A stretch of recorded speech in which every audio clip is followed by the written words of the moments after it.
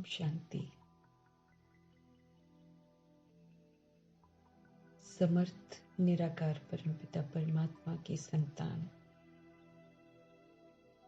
हम सभी आत्माएं प्रभु की दृष्टि में समर्थ हैं।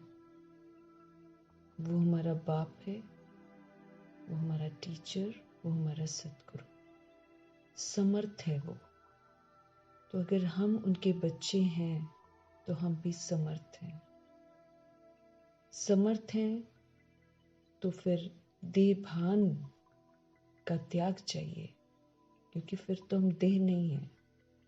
अगर हम समर्थ परमात्मा की संतान हैं, ये रियलाइजेशन हो गया है, तो प्रभु कहते हैं कि देह का भान मेरे में नहीं होना चाहिए। देह भान का त्याग करते ही देह का भान छूट जाता है। आत्मा देही व मालिक बन जाती है, सर्व बंधनों से मुक्त हो जाती है, जीवन मुक्त राज्य अधिकारी बन जाती है। सभी तरह की जितनी भी अधीनता है सारी समाप्त हो जाती है। देह के दास से हम देह का मालिक बन जाते हैं। अभी 63 जन्म हम कर्म इंद्रियों के और देह के दास बन गए थे। वो चला रही थी हमें, जबकि वो इंस्ट्रूमेंट है। वो मेरी कर्म इंद्रियां कर्मचारी हैं, लेकिन उन्होंने मुझे दास बना दिया। 63 जन्म हम देह के दास रहे। अब प्रभु स्मृतियों से मेरे को समझ में आया मैं तो आत्मा हूं। तो देह के दास से देह के मालिक बन जाते हैं। सारा दासपन छूट जाता है। मन तन सदा हर्षित रहते हैं। नहीं तो कर्म इंद्रियां तो उदासी में ले जाती हैं, पर चिंतन प्रदर्शन में उलझा देती हैं और हम उदास हो जाते हैं। मालिक बनकर सदा खुश रहते हैं। राज्य अधिकारी बन सदा सिंहासन पर आराम से सेट हो जाते हैं। फिर कोई भी सिचुएशन आ जाए, कोई भी परिस्थिति आ जाए, कोई भी व्यक्ति ऑपोजिशन करे, कोई वैभव, कोई वायुमंडल हमको तख्त से नीचे उतारकर दास बना नहीं सकता है। जब हम देह के भान का त्याग कर देते हैं तो प्रभु कहते हैं कोई भी परिस्थिति, कोई भी व्यक्ति, कोई भी वैभव, कोई भी वायुमंडल हमें तख्त से नीचे उतारकर दास बना नहीं सकता है, परेशान कर नहीं सकता है। सदा मास्टर सर्वशक्तिवान सदा विघ्न विनाशक स्थिति की शान में स्थित रहते हैं। और परीक्षाएं जो आती हैं उसको तो, परीक्षाओं की लहरों को तो ज्ञान रत्नों से खेलते हुए पार कर लेते हैं। समझ मिली हुई है कैसे इनको पार करना है। उनको फिर अगर जब हम देह का भान छोड़ देते हैं तो प्रभु कहते हैं कभी आंख रूपी चूहा आपको धोखा दे नहीं सकता, कान रूपी बिल्ली आपको धोखा दे नहीं सकती, बुरे संस्कार रूपी शेर जो है वो आप पर वार कर नहीं सकते हैं। प्रभु कहते कर्म इंद्रियों के माया जाल में फंसना नहीं, बाप से मिला हुआ तख्त कभी छोड़ना नहीं। अगर छोड़कर अर्जियां डालेंगे कि बाबा क्या करें, बाबा बचाओ, बाबा ये करो, बाबा ये करो, जितनी हम अर्जियां डालेंगे प्रभु कहते उतना ही आपको फाइन देना पड़ेगा, सजा खानी पड़ेगी, क्योंकि समर्थ बाप हमें समर्थ बनाते हैं। प्रभु कहते हैं अर्जियां तुमने खत्म करनी है तो सदा बाप की मर्जी पर चलो। सदा शुभ चिंतक बनकर रहो, सदा स्व का कल्याण करो, सदा विश्व के कल्याणी बनो, क्योंकि स्व कल्याणी ही विश्व का कल्याण कर सकते हैं। स्व परिवर्तन से ही विश्व परिवर्तन हो सकता है। फिर बाबा कहे बिना मेहनत चलोगे और मंजिल पर पहुंच जाओगे। प्रभु हमें व्यर्थ समय, व्यर्थ संकल्प खत्म करने की इस सीजन मुरली में बार बार समझा नहीं देते हैं। इसलिए दुनिया में कुछ भी होगा, जैसे कल बाबा ने बोला है, दुख अशांति के कारण बढ़ेंगे। हमें पता है ना, अति में जाकर अंत होगा। तो कभी भी मुझे किसी भी सिचुएशन को देखकर ऐसा नहीं सोचना कि ऐसा तो नहीं होगा, वैसा तो नहीं होगा। जो होना है सब अच्छा ही होना है। तो प्रभु कहते, ये ऐसा तो नहीं होगा, वैसा तो नहीं होगा, ये तो व्यर्थ का चिंतन, व्यर्थ की लहर तो वायुमंडल में है। मेरे को उसमें सहयोग नहीं देना है। अब सिर्फ प्रभु कहते, बाप की मर्जी पर चलो, फॉलो फादर करो बस। सब अच्छा ही होना है। अति के बाद अंत होकर सब अच्छा ही होना है।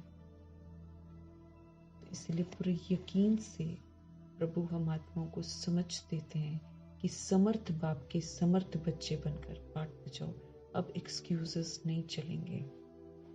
ये अंतिम समय चल रहा है। ये अंतिम समय चल रहा है। ये मुरलियां भी पता नहीं, जो ये बाबा का फरमान कैसे होगा उसके अनुसार चलेंगी। इसलिए हर दिन मेरा मना जो भी प्रभु की आज्ञाओं पर चलने का दिन है, हर दिन मेरा वो लास्ट मोमेंट मिला हुआ है मुझे। कल को मिलेगा नहीं मिलेगा कोई गारंटी नहीं है, क्योंकि समय जब अस्त व्यस्तता का बढ़ेगा तो हम जिस रीति से अभी पढ़ रहे हैं, ये पढ़ने का वक्त नहीं मिलेगा। तो फिर जो आज मुझे मिल रहा है इसको पूरा सफल करना है। उसमें प्रभु कहते, व्यर्थ समय, व्यर्थ संकल्प एक भी नहीं होना चाहिए। वो तो कहते, एक सेकंड भी व्यर्थ नहीं होना चाहिए। हर समय समर्थ सोच, समर्थ बोल, समर्थ कर्म। जब ऐसे करते हैं तब हम समर्थ दुनिया में जा पाते हैं, यानी कि सतयुग में। जितनी स्थापना करेंगे उतना उसका हक प्राप्त करेंगे। तो बड़ी गंभीरता से, अब मजाक में नहीं लेना, कल पर नहीं छोड़ना, बड़े ही गंभीरता से प्रभु की शिक्षाओं को हम प्रभु से समझेंगे। फिर उसको उसी समय अमल में भी लाना है। उसी समय पेपर भी होंगे, ये भी ध्यान रखना है। लेकिन कोई परिस्थिति, कोई व्यक्ति मुझे हिलाए नहीं। मैं आत्मा अपने स्वधर्म में रहने का सहयोग दूं। प्रभु हमें हमारे स्वधर्म में रहने का सहयोग हमसे चाहते हैं। हम अपने ओरिजिनल अनादि आदि स्वरूप में स्थित रहें, ये वो चाहते हैं। तो उनकी चाहना के अनुसार हमें चलना है। तो बचपना छोड़कर स्वयं को आत्मा समझकर, देह के भान से बिल्कुल परे होकर, शिव पिता परमात्मा जो हमारे निराकार परमपिता परमात्मा है, उनके हर बोल को प्रभु से ही समझना है। उन्हें ही निमंत्रण देना है। वो सदा ही हमारे कंपेनियन है। उन्होंने वायदा किया हुआ है। साथ रखने में हम कमी करते हैं। वो तो कहते मैं साथ में ही खड़ा होता हूँ। तुम जब मुझे छोड़ देते हो, चिंताओं में पड़ जाते हो, मैं तुम्हारे साथ रहता हूँ, लेकिन तुम मुझे देखते ही नहीं हो। अपनी उलझनों में उलझ जाते हो। तो संगम युग पर प्रभु जी हमारे साथ बिल्कुल कनेक्टेड ही हैं। मेरे को उनको अपने साथ रखने का अटेंशन रखना है। तो प्रभु जी को हाजिर नाजिर करते हुए, ब्रह्मा माँ जो संपूर्ण बन गई, अव्यक्त फरिश्ता है, अव्यक्त फरिश्ता ब्रह्मा जी को साथ रखते हुए हम उन्हीं से प्रभु की मुरली समझेंगे और फिर उसको इमीडिएटली अमल में लाएंगे, क्योंकि आज की मुरली के सारे पेपर्स आज ही होते हैं और फिर उसका पोता मेल शाम को प्रभु को ओके कहकर देना है, क्योंकि वो कहते हैं लंबा चौड़ा नहीं लिखो, टाइम भी नहीं है। और आत्माएं बाबा के कब तक हम इतना लंबा लंबा लिखेंगे, इसलिए ओके कहना है, प्रभु को राजी रखना है, उनकी मेहनत को जो हम पर कर रहे हैं उसको यूं ही व्यर्थ नहीं जाने देना है। प्रभु के महावाक्य सभी आत्मा भाइयों के लिए जो इस समय विस्मृत है, द्वापर युग कलयुग की जितनी भी सोल्स हैं वो सब विस्मृत हैं, उनको मालूम ही नहीं है, लेकिन उन्हें भी प्रभु को याद करना पड़ेगा, तभी वो शरीरों से मुक्त होंगे। इसलिए प्रभु के महावाक्य उन आत्माओं को भी समर्पित है, सभी सोल्स को, पूरे वर्ल्ड में जहां तक भी है सभी सोल्स को प्रभु के ये महावाक्य समर्पित है। ये प्रभु के महावाक्य की ताकत जो है उन आत्माओं को अज्ञानता की नींद से जगाएगी और साथ साथ प्रकृति, पांचों तत्व और ये वायुमंडल, इसके प्रति भी प्रभु के ये समर्थ महावाक्य समर्पित है। वायुमंडल शुद्ध बने, प्रकृति को सुकून मिले, तत्वों में सतो प्रधानता आनी है। इन्हीं दुआओं से प्रभु की महावाक्य समर्पित करते हैं और फिर प्रभु से ही अब देखते हैं कि आज हमारे कल्याणकारी मीठे परमपिता परमात्मा हम आत्माओं को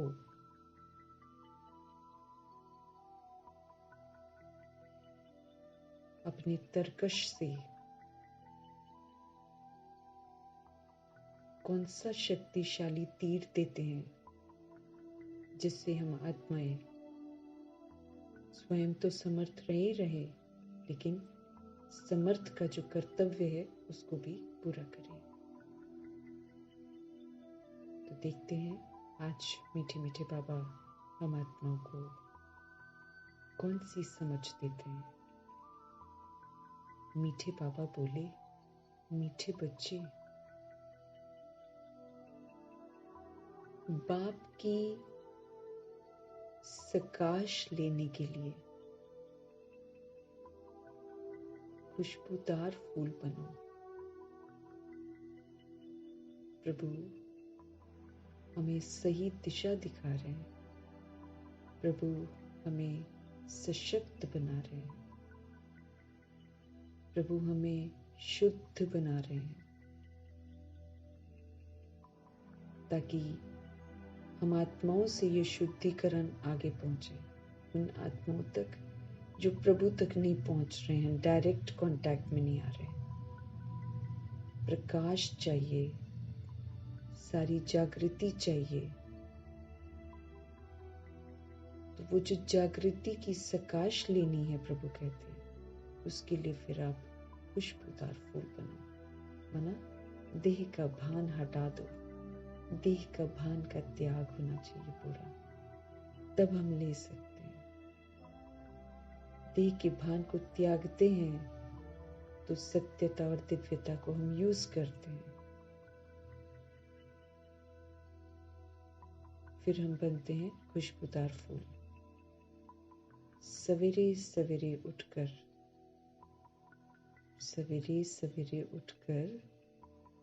2-3 बजे उठकर याद में बैठकर प्यार से बाबा से मीठी मीठी बातें करो। प्रभु से यही तो समय है, यही तो समय है। 5000 वर्ष में एक ही बार संगम युग में मिलता है, जब हमें सच्चा साथी मिलता है, जब हमें सच्चे माता पिता मिलते हैं, सच्चे शिक्षक मिलते हैं, सच्चे सतगुरु मिलते हैं, सच्चा दोस्त, सखा, साजन, बच्चा, हर संबंध से एक सत्य साथ जो हमारी फीलिंग्स को समझता है, जो हमारे दिलों को आराम देते हैं, कल्प में एक ही बार मिलते हैं, एक ही बार मिलते हैं प्रभु। तो उनसे प्यार करना है, उनसे सीखना है कि प्यार कैसे करते हैं। हमको आता नहीं है। उनसे सीखना है कैसे शांत रहते हैं। शिकवा शिकायत करना अच्छी बात नहीं है। हमको समझ देते हैं कि दूसरे के घर में तुम आए हो और हमेशा शिकवा शिकायत करते रहते हो, ये ठीक नहीं, वो ठीक नहीं, वो ठीक नहीं। मैनर सिखा रहे हैं ना हम लोग, एकदम मैनर लेस हो गए। उनको मैनर्स सिखा रहे हैं, कैसे दूसरी जगह पर जाकर अदब से रहते हैं, सलीका सिखा रहे हैं, कैसे सदा खुश रहना है, कैसे सदा संतुष्ट रहना है, कैसे सदा सुखी रहना है, आनंदित रहना है, प्रेम स्वरूप होकर रहना है, शक्तिशाली होकर रहना है, समझदार बनकर पार बजाना है। अच्छे कर्म कैसे होते हैं हमको समझ देते हैं। तो ऐसा बाबा जो हमारे हित में सोचते हैं और आप समान हमको बनाते हैं, गंदगी से छुड़ाते हैं,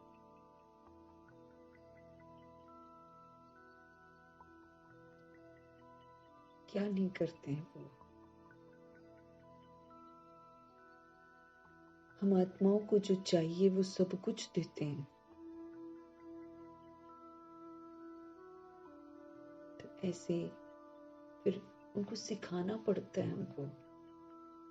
यूं तो हमें एहसास होना चाहिए इन बातों का,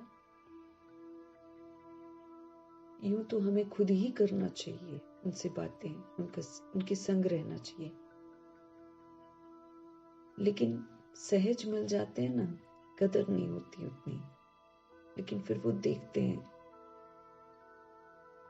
कि ये लोग ऐसा नहीं करेंगे तो फिर इनका कैसे भाग्य बनेगा। इसलिए उन्हीं को हम आत्मा को कहना पड़ता है कि मुझे याद करो। कायदे से तो हमको करना चाहिए, कायदे से हमें उनकी हर बात माननी चाहिए, लेकिन जब हम नहीं मानते हैं तो प्रभु को खुद ही कहना पड़ता है कि भाई मुझे याद करो। वो भी मेरे फायदे के लिए। उनको क्या, उनको फर्क नहीं पड़ता कोई उनको याद करे चाहे ना करे। मेरे को बहुत घाटा पड़ जाएगा, इसलिए उनको होना रहता है कि मैं इनको बोलूं भाई मुझे याद करो, मुझे याद करो।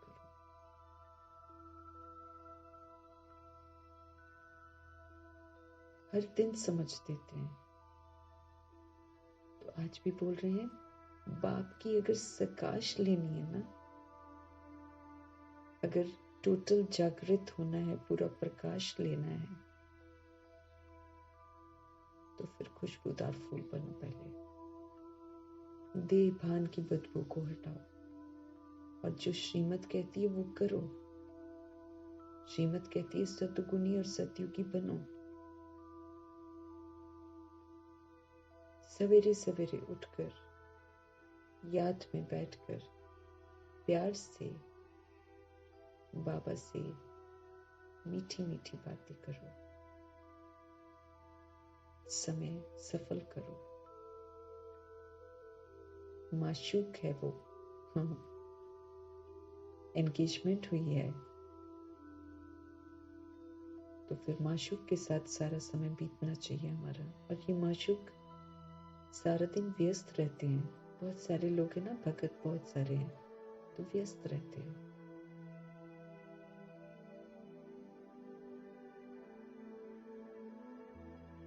तो माशूक जो है अपने परवानों के लिए सुबह का टाइम रखते हैं। 2 बजे तक सारे जितने भी अज्ञानता में हैं आत्माएं, वो थक थका कर सो जाती हैं। तो उस 2 से लेकर 4:45 तक, क्योंकि उसके बाद फिर से हलचल शुरू हो जाती है।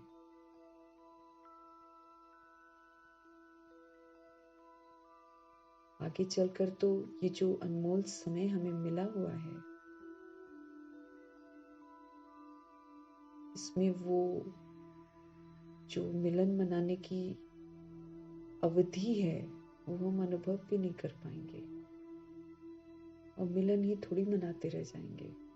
फिर तो बाबा ने बोला तुम्हारा काम ही होगा सेवा पर रहने का, हलचल हो जाएगी। अभी तो सोल्स सो जाती हैं 2 बजे, फिर जब आपदाएं आएंगी तो वो जागृत रहेंगी, परेशान रहेंगी, उनकी परेशानियों को दूर करना पड़ेगा।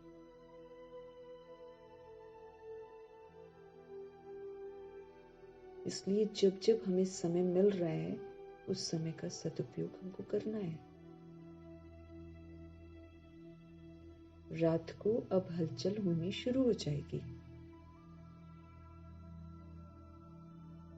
अभी जो भी समय हमको प्रभु दे रहे हैं, हमें 2 बजे उठ जाना चाहिए। उठाते हैं प्रभु, लगन अपनी होनी चाहिए। जो प्रभु से बात करनी है कर लेनी चाहिए। जो एक होता है ना, दुनिया में तो गंदा रोमांस करते हैं, यहाँ पर प्रभु के साथ अपना सारा समय बिताने की वेला मिली हुई है। उनसे रूह रिहान करना, उनसे शक्तियां लेना, वो सशक्त बना रहे हैं, उनसे वरदान लेना। कैसे कहते हैं बाबा, मैं आता हूँ लेकिन बच्चे गफलत में सो रहे होते हैं, तो मैं क्या कर सकता हूँ? मैं तो आता हूँ सफलता का तिलक लगाने के लिए, विजयी बनने के तिलक लगाने के लिए मैं आता हूँ, लेकिन बच्चे ही सो रहे होते हैं, क्या करूं? तो ये समय बड़ा याद आएगा, बाप दादा ने बोला है, बहुत याद आएगा अगर हमने मिस कर दिया होगा तो प्रभु को हमारे फायदे के लिए खुद ही समझाना पड़ता है कि भाई मेरे से सकाश ले लो, मैं तुम्हें सही रास्ता दिखा रहा हूं। ये तुम्हारे पास जमा हो जाएगा तब तो तुम फिर आगे जब प्रभु जी चले जाएंगे ड्रामा से, तो फिर हम दूसरों को देंगे वो सकाश।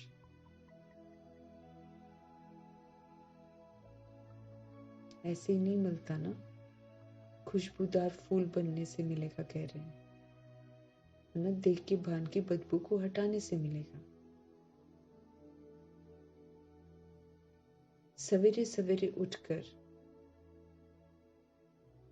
याद में बैठ प्यार से इस मीठे मीठे से परमात्मा को याद करना है और उनसे मीठी मीठी बातें करनी है। शिकवे शिकायत वाली नहीं, बाबा ये नहीं, बाबा वो नहीं, बाबा मेरे को शक्ति नहीं, बाबा मैं ये नहीं कर पाती, वो नहीं कर पाती, ये नहीं। मीठी मीठी बातें करनी है। मुझे सब कुछ मिल गया, ऐसी वाली बातें करनी है।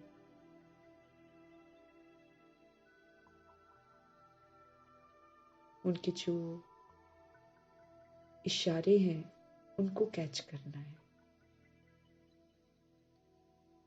वो जो जिम्मेवारियों का एहसास दिला रहे हैं, उस जिम्मेवारी को पकड़ना है कि मुझे ये पूरी करनी है।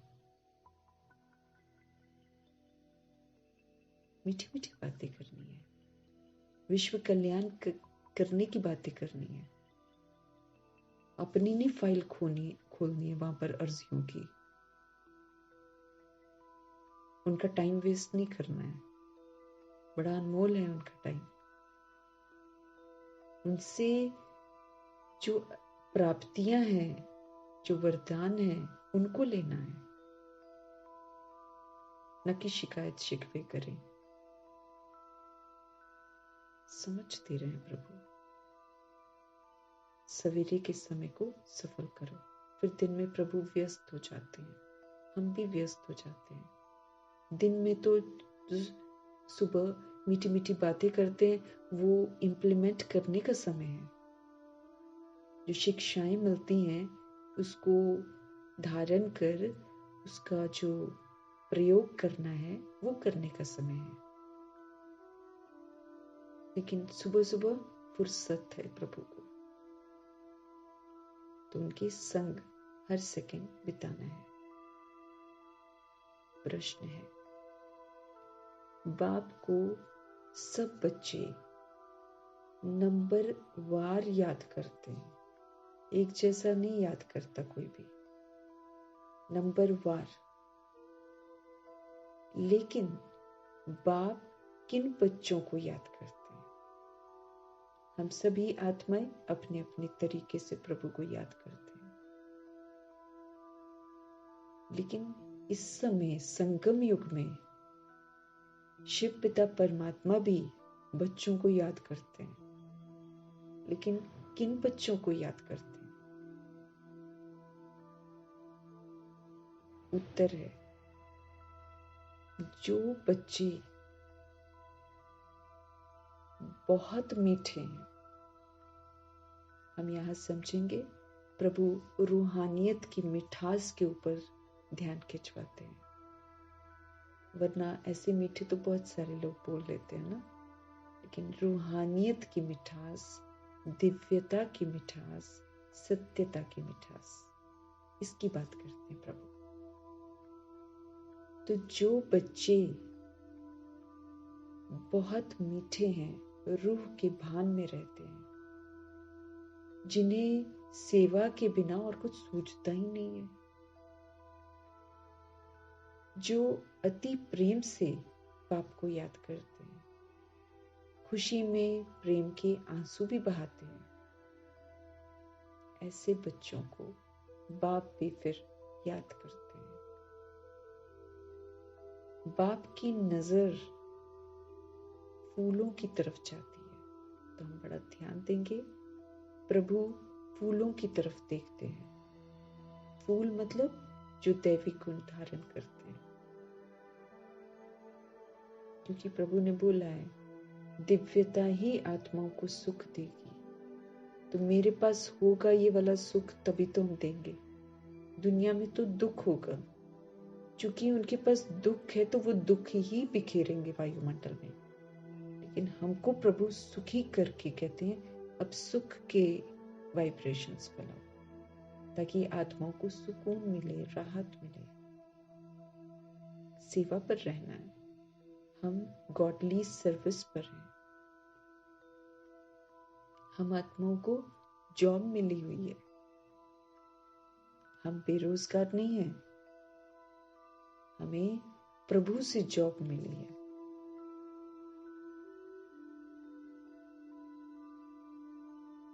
जैसे होता है ना, कहीं कहीं पर ट्रेनिंग करते हैं ना, तो आत्माएं जाती हैं, वो पैसा लगाती नहीं है, लेकिन उनको थोड़ा सा पैसा मिलता है और फिर वो उसको पढ़ते हैं, तैयारी करते हैं, सब कुछ करते हैं। हम भी ऐसे ही हैं, हम पढ़ रहे हैं। जो खर्चा पानी है वो प्रभु देते हैं। जो हम जॉब भी करते होंगे दुनिया में, जो भी काम करते होंगे, वो प्रभु की मर्जी से, माना प्रभु की बदौलत हो रहा है, एज अ ब्लेसिंग। वरना तो सब खत्म करने वाला है ना ड्रामा। तो प्रभु की मदद से हो रहा है।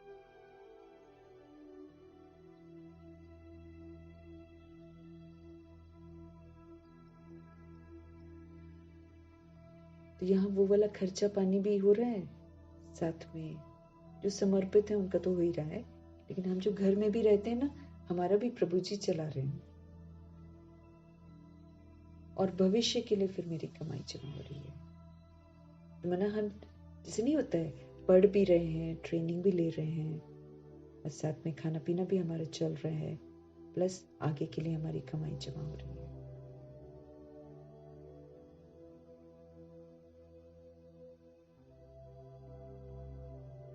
तो शिक्षाओं के साथ जब हम प्रभु की शिक्षाओं पर चलकर दिव्यता को धारण करते हैं, तो मेरे बाप की नजर कहाँ पर जाएगी? फूलों की तरफ जाती जो वाकई काम आ रहे हैं, प्रभु की शिक्षाओं पर चल रहे हैं। कहेंगे फलानी आत्मा बड़ी अच्छी है, ये आत्मा जहां सर्विस देखती भागती रहती है, अनेकों का कल्याण करती है, तो फिर मीठे परमात्मा उसे याद करते हैं। कोई भी सोल, क्योंकि बाबा को तो ऐसे वाले बच्चे चाहिए ना। तो जो सोल्स प्रभु के कहने पर रोज की मुरली शिक्षाएं हैं जिसको अमल में लाना है। अगर हम अमल में ला रहे हैं, माना हम सेवा कर रहे हैं, क्योंकि वो हमारे में आ रहा है ना, तो उससे वायुमंडल फिर अच्छा बन रहा है। वायुमंडल ऐसा है, वैसा है, वैसा है, वैसा है, वो तो हम लोग जानते हैं। बाबा कहते कि कलयुगी है, वो तो हमने बनाया हुआ है, वैसा अपना योगदान दिया हुआ है उसमें। अब क्या करना है? जो प्रभु मुझे कह रहे हैं वो मुझे करना है। तो हम जितना जितना खुशबूदार फूल बनते जाएंगे, जितना जितना हम अपने अंदर में दैवी गुण धारण करके उसको यूज करते जाएंगे, उतना हम दिव्यता की खुशबू से वायुमंडल को अच्छा बना रहे हैं। ये प्रभु चाहते हैं। प्रभु चाहते हैं कि हम सदा शांत रहें। प्रभु चाहते हैं कि सदा हम खुश रहें, संतुष्ट रहें।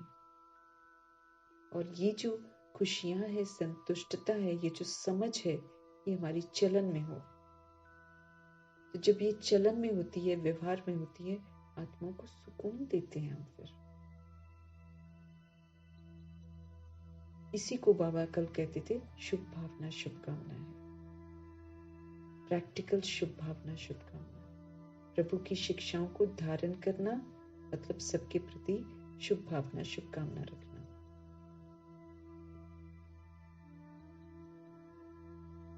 तो जब कोई सोल करती है ऐसा, तो फिर प्रभु याद करते हैं। ओम शांति। बाप बैठकर सभी आत्माओं को समझाते हैं, सोल्स को समझा रहे हैं। शरीर भी याद पड़ता तो आत्मा भी याद पड़ती है, क्योंकि शरीर बिगड़ तो आत्मा को नहीं याद किया जा सकता है। वो तो फिर बिंदी हो गई है। बिंदी कैसे याद करेंगे? जब सोल बॉडी में होती है और अच्छा अच्छा काम करती है, तो फिर उसको शरीर के साथ जो है पहचाना जाता है, समझा जाता है। ये वाली जो आत्मा है अच्छी है, ये बाह्यमुखी है। मतलब कोई अच्छी है, कोई बाह्यमुखी है। बाह्यमुखी क्या करेगी? वो कलयुग की दुनिया की सैर करेगी, वो कलयुग को बढ़ाएगी, उसमें मस्त रहेगी, उसमें विस्तार करेगी। ये बाह्यमुखी है, ये इस दुनिया का सैर आदि करना चाहती है। बहुत है जो यहाँ का सैर करना चाहते, वहां घूमेंगे, यहाँ घूमेंगे, ऐसा करती हैं बहुत सारी सोल्स। ये उस दुनिया की ये उस दुनिया को भूली हुई है। माने जो अच्छी सोल है वो भूल जाती है क्या रखा है इस दुनिया में। पहले उनका नाम रूप सामने आता है कि कौन सी सोल ऐसी है, कौन सी सोल वैसी है। फलाने की आत्मा को याद किया जाता है, फलाने की आत्मा अच्छी सर्विस करती है, इनका बुद्धि योग बाबा के साथ है, इसमें ये गुण है। पहले शरीर को याद करने से फिर आत्मा याद आती है। जब भी कोई देखता है तो पहले शरीर याद आएगा, क्योंकि शरीर बड़ी चीजें दिखाई देती है। फिर आत्मा जो अति सूक्ष्म है, बहुत छोटी है, वो याद आएगी। तो इन बड़े शरीर की कोई महिमा नहीं की जाती है। कौन कर रहा है सब कुछ? आत्मा कर रही है ना। शरीर की महिमा नहीं है, शरीर तो इंस्ट्रूमेंट है, उसको जैसे हिलाओ, जैसे करो वैसा करता है। तो बड़े शरीर की महिमा नहीं की जाती है, महिमा आत्मा की ही की जाती है। इनकी आत्मा अच्छी सर्विस करती है, फलाने की आत्मा इनसे अच्छी है। पहले क्या याद आता है? शरीर याद आता है। बाप को तो अनेक आत्माओं को याद करना पड़ता है, जागृत करते हैं ना आत्माओं को। शरीर का नाम याद नहीं आता बाप दादा को, क्योंकि उनको तो अनेकों का करना है ना। सिर्फ रूप सामने आता है, ज्योति बिंदु।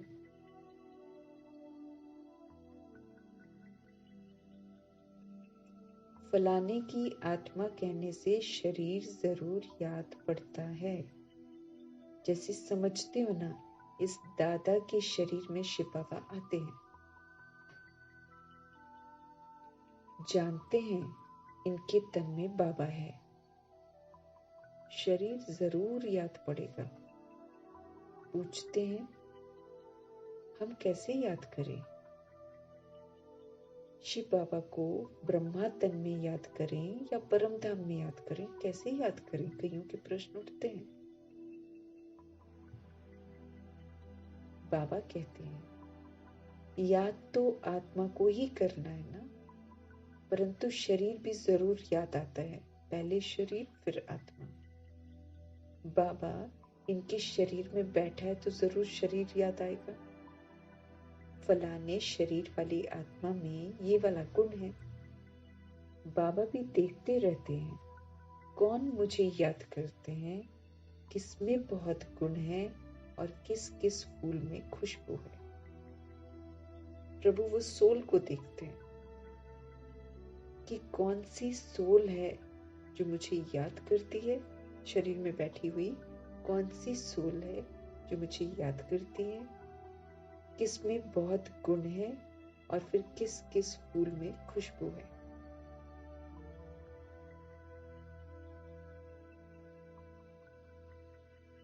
फूलों से सबका प्यार होता है, फूलों से सबका प्यार होता है। गुलदस्ता बनाते हैं ना, उसमें राजा रानी प्रजा भिन्न भिन्न फूल पत्ते आदि सब बनाते हैं। बाप की नजर फिर कहाँ जाती है? फूलों की तरफ जाती है। कहेंगे फलाने की आत्मा बड़ी अच्छी है, बड़ी सर्विस करती है, आत्म अभिमान में रहकर बाप को याद करते रहती है। आत्मा हूँ, परमात्मा का बच्चा हूँ, इस भान में याद करती है। जहां सर्विस देखते हैं वहां भागते हैं। फिर भी सवेरे उठकर याद में बैठते होंगे तो किसको याद करते होंगे? शिव बाबा परम धाम में याद आता होगा या मधुबन में याद आता होगा? कहाँ याद आता होगा? बाबा याद आता होगा ना।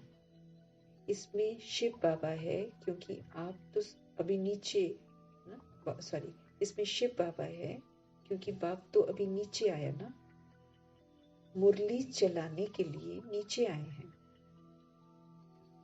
इनका अपने घर में तो कोई काम नहीं होगा, वहां तो परमधाम में तो नहीं कर सकती है। वहां जाकर क्या करेंगे? इस तन में ही तो प्रवेश करते हैं, तो पहले जरूर शरीर याद आएगा, फिर आत्मा याद आएगी। फलाने शरीर में जो आत्मा है ये अनन्य अच्छी है, औरों से अलग है, माना अनन्य है। इनको सर्विस बिगर कुछ सूझता ही नहीं है, बहुत मीठी है। बाबा बैठे रहते हैं, सबको देखते रहते हैं, फलानी बच्ची बहुत अच्छी है, बहुत याद करती है। बांधेली बच्चियों को विकार के लिए कितनी मार मिलती है, जिनके घर में सहयोगी नहीं है लोग, वो आत्माएं भगवान के रास्ते पर चलने नहीं देते हैं। तो ऐसी जो सोल्स हैं वो छुप छुप कर याद करती हैं प्रभु को, लेकिन पवित्र रहना चाहती हैं तो फिर उनको मार पड़ती है, गालियां मिलती हैं। तो बांधीली बच्चियों को विकार के लिए कितनी मार मिलती है, फिर वो कितना प्रेम से याद करती होंगी। प्रभु को ये दिखाई देता है कि चल मार खाती है, मतलब मार भी खाते हैं तो उसको कल्याणकारी दृष्टि से इस कदर देखेंगे कि मन उतना ही उस अटैचमेंट से दूर होता चला जाता है। तो ये भी कल्याणकारी है। मार खानी, गाली खाना भी कल्याणकारी है, क्योंकि जब हम इसको खाते हैं किसी से भी, तो हम उस पर्सन व्यक्ति देता है ऐसे या मारता है, उससे मन हटता चला जाता है, नहीं तो अटैचमेंट रह जाती है ना। तो ये अटैचमेंट से मुक्त करने के लिए बहुत अच्छी विधि है। तो प्रभु को क्या दिखता है कि बांधीली बच्चियों को विकार के लिए कितनी मार मिलती है, लेकिन फिर क्या दिखाई दे रहा है, कितने प्रेम से याद करती होगी। फिर प्रभु को कितने प्रेम से याद करती होगी। जब बहुत याद करती है ना, तो खुशी के मारे प्रेम के आंसू भी आ जाते हैं। जब वो याद करती है प्यार से, प्रेम से, तो उसकी आंखों में खुशी के मारे प्रेम के आंसू भी आ जाते हैं कि कोई बात नहीं, मार लो, हम तो प्रभु के समीप ही रहेंगे, हम अपवित्र नहीं बनेंगे। कभी कभी प्रभु कहते हैं, कभी कभी पहले तो आंसू आ जाते हैं आंखों में,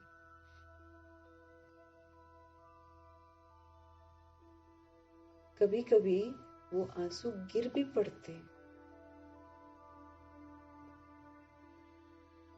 बाबा को और धंधा क्या है, सबको फिर याद करते हैं। जैसी सोल्स रोती हैं प्रेम में, प्रभु ने बहुत याद करते हैं।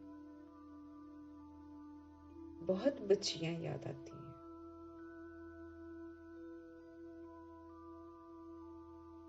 फिर फलाने की आत्मा में दम नहीं है, क्योंकि प्रभु की राहों पर चलने के लिए दम चाहिए, हिम्मत चाहिए। तो फिर उनमें से कोई सोल ऐसी भी होती है जिसमें दम नहीं है, डरती है, लोग क्या कहेंगे, घर वाले क्या कहेंगे, डरती है। तो प्रभु कहते हैं उसमें दम नहीं है। बाप को याद नहीं करती है, किसी को सुख नहीं देती है, अपना ही कल्याण नहीं करती है। हम सुख देते हैं दूसरों को तो हम अपना कल्याण करते हैं, हम बाप को याद करते हैं तो अपना कल्याण करते हैं। लेकिन प्रभु कहते कोई कोई सोल में दम नहीं है तो वो नहीं करते। बाप तो यही जांच करते रहेंगे, याद करना मना, सकाश देना, सही रास्ता दिखाते हैं बाबा। याद करते हैं तो अगर प्रभु ही याद करें तो क्या करेंगे, सशक्त बनाते हैं और सही रास्ता दिखाते हैं। ऐसे करो, ऐसे करो, हर कारण का निवारण बताते जाएंगे। अगर प्रभु याद करते हैं तो वो सकाश देते हैं। आत्मा का कनेक्शन परमात्मा के साथ रहता है ना। एक दिन आएगा जबकि बच्चे योग में बहुत रहेंगे। अभी पावर मिल रही है, प्रभु से ले लेनी है। सुबह सुबह उठकर और खुशबूदार सारा दिन पाठ बजाकर बाबा से सारा बल लेना है। तो एक दिन फिर ऐसा आएगा जबकि बच्चे योग में बहुत रहेंगे। ये भी किसको याद करेंगे तो झट फिर साक्षात्कार होगा। आत्मा तो है छोटी बिंदी, साक्षात करें तो भी कोई समझ नहीं सकता, फिर भी शरीर ही याद आता है। आत्मा है छोटी परंतु याद करती है तो उनकी आत्मा पावन बनती जाती है। माना सोल जो है तो बड़ी छोटी, लेकिन जब वो याद करती है तो फिर उनकी सोल जो है प्योर होती है। अब पवित्रता का सागर है प्रभु, हम जितना जितना याद करते जाएंगे हम प्योर होते जाएंगे। बगीचे में वैरायटी फूल होते हैं। बाबा भी देखते हैं ये बहुत अच्छा खुशबूदार फूल है और ये वाला इतना नहीं, ना जो विकारों को यूज नहीं करते, जो 7 गुणों को यूज करते हैं, 36 गुणों को यूज करते हैं, शक्तियों को यूज करते, वो खुशबूदार फूल है। जो अपने को आत्मा समझते हैं, खुशबूदार फूल है। जो नहीं समझ पाते हैं, वो फिर बाबा कहते हैं ये इतना नहीं खुशबूदार है, तो मर्तबा भी फिर उसका कम होगा। बाबा के जो मददगार बनते हैं वही ऊंच मर्तबा पाते हैं। जो प्रभु के कार्य में मददगार बनते हैं, प्रभु विश्व कल्याण का कार्य कर रहे हैं, प्रभु फिर से सुख शांति संपन्न राजधानी स्थापन कर रहे हैं, उसमें मुझे मददगार बनना है, तो मुझे फिर सतुगुणी और सतयुगी पाठ बजाना है। पाठ बजाते बजाते मुझे सतुगुणी और सतयुगी बनना है। अनादि आदि विशेषताओं को पहले प्रयोग में लाकर देखना है, फिर उसके बाद उस प्रयोग की हुई अनुभूति को दूसरों के साथ शेयर करना है। फिर दूसरी सोल्स भी अनुभव करती हैं, प्रभु की बनती हैं, फिर वो भी मददगार बनती हैं। तो जो प्रभु के मददगार बनते, मतलब धारणा स्वरूप, वही फिर ऊंच मर्तबा पाते हैं। वो भी जो बाप को याद करते रहते हैं। ब्राह्मण से ट्रांसफर हो देवता बनते हैं। ये वर्णन भी संगम पर ही कर सकते हैं कि ये दैवी फूल है, ये आसुरी फूल है। ध्यान देंगे हम। अभी ही चयन हो रहा है, रोज पाठम बजा रहे हैं, रोज शाम को मुझे देखना है हम दैवी फूल बने कि आसुरी फूल बने। इसी समय प्रभु कहते हैं ये जो वर्णन करेंगे ना प्रभु कि ये दैवी फूल है, ये आसुरी फूल है, ये संगम पर ही कर सकते हैं। समझ अभी है, भविष्य में नहीं बोलेंगे कि ये दैवी फूल है। अभी वर्तमान में कहेंगे ये दैवी फूल है या आसुरी फूल है। फूल तो सभी हैं। बाबा के बच्चे बनते हैं तो प्रभु कहते सभी फ्लावर्स हैं, लेकिन वैरायटी बहुत है। बाप भी याद करते रहते हैं। आज दुनिया में जितने भी फूल हैं, है ना, जितने भी फूल हैं, वो प्रभु के जो परिवार होता है उसमें जो जैसी धारणा करता है उसका यादगार है। कोई कोई फूल होंगे उनमें खुशबू ही नहीं होगी, कोई कोई जहर वाले भी होते हैं, जैसे अक के फूल जो आज चढ़ेंगे प्रभु शिवलिंग पर चढ़ेंगे, अक धतूरा क्या क्या चढ़ाएंगे आज, कल बिक रहा था बहुत सारा, तो सब चढ़ाएंगे आज। तो अभी मौजूद है। अभी हम शिक्षाओं पर चलते हैं तो हम दैवी फूल हैं, और अगर हम शिक्षाओं पर नहीं चलते हैं तो हम आसुरी फूल हैं। ये मेरे को ध्यान रखना है। अभी ये आसुरी फूल कचे में, जैसे कपूत सपूत अभी है, लेफ्ट हैंड राइट हैंड अभी है, मातेला स्वतेला अभी है, सब कुछ अभी है, समझ अभी है। बाप भी याद, परंतु वैरायटी, बाप भी याद करते रहते हैं। टीचर अपने स्टूडेंट को याद करेंगे ना, तो फूल तो सब हैं, लेकिन बाबा के वैरायटी बहुत है। बाबा याद करते रहते हैं, टीचर अपने स्टूडेंट को याद करेंगे ना। ये कम पढ़ते हैं, दिल में तो समझेंगे ना कि मैं पढ़ा रहा हूं, लेकिन ये कम पढ़ते हैं। ये बाप भी है, टीचर भी है। बाप तो है ही, टीचर बने का जास्ती चलता है। टीचर को तो रोज पढ़ाना है ना। इस पढ़ाई की ताकत से भविष्य का मर्तबा मिलता है। सुबह को तुम सब भाई बाप की याद में बैठते हो। हम सब आत्मा भाई, हम आत्मा भाई बाप की याद में बैठते हैं। ये सब्जेक्ट है याद की। फिर मुरली चलती है, वो है पढ़ाई, वो है पढ़ाई की सब्जेक्ट।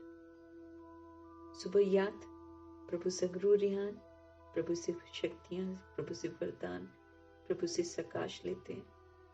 फिर उसके बाद गॉडली स्टूडेंट का पाठ चलता है, मुरली चलती है, वो है प्रभु की पढ़ाई की सब्जेक्ट। मुख्य है ही योग और पढ़ाई, क्योंकि पढ़ाई से समझ मिलती है, हर बात की समझ मिलती है। फिर उस समझ के प्रमाण ही तो फिर हम चलते हैं, लेकिन साथ में प्रभु की याद भी चाहिए, ये मुख्य है। उनको ज्ञान और विज्ञान भी कहा जाता है। अभी ज्ञान ले रहे हैं, समझ ले रहे हैं, पढ़ाई है। फिर योग, विज्ञान, उस लेवल तक पहुंचना है जब हम पढ़ाई का स्वरूप बन जाते हैं और सारी पढ़ाई भूल जाते हैं। पढ़ क्यों रहे हैं? पढ़ रहे हैं स्मृति स्वरूप बनने के लिए। तो जिस दिन स्मृति स्वरूप बन जाएंगे, पढ़ाई खत्म, भूल जाएंगे ना पढ़ाई, क्योंकि हम उसका स्वरूप ही बन गए। पढ़ाई मुझे अनादि आदि विशेषताओं से संपन्न बनाकर फिर से सतोगुणी और सतयुगी बना रही है। तो जब हम सतोगुणी बन जाएंगे, स्मृति स्वरूप आत्म अभिमानी बन जाएंगे, एक बाप दूसरा न कोई की स्थिति में हो जाएंगे, पढ़ाई खत्म, भूल जाएंगे। तो वो इसीलिए उसको बोलते हैं विज्ञान। वो अवस्था जहां पर ज्ञान नहीं है लेकिन ज्ञान का स्वरूप है। अभी हम स्वरूप नहीं है, अभी हम ज्ञान से समझकर स्वरूप बन रहे हैं, विज्ञान की स्थिति तक पहुंचने की तैयारी कर रहे हैं। ये ज्ञान विज्ञान भवन है जहां बाप आकर सिखलाते हैं।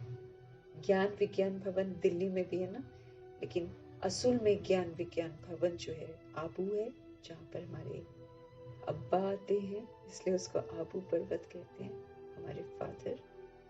फिर आकर सिखलाते हैं।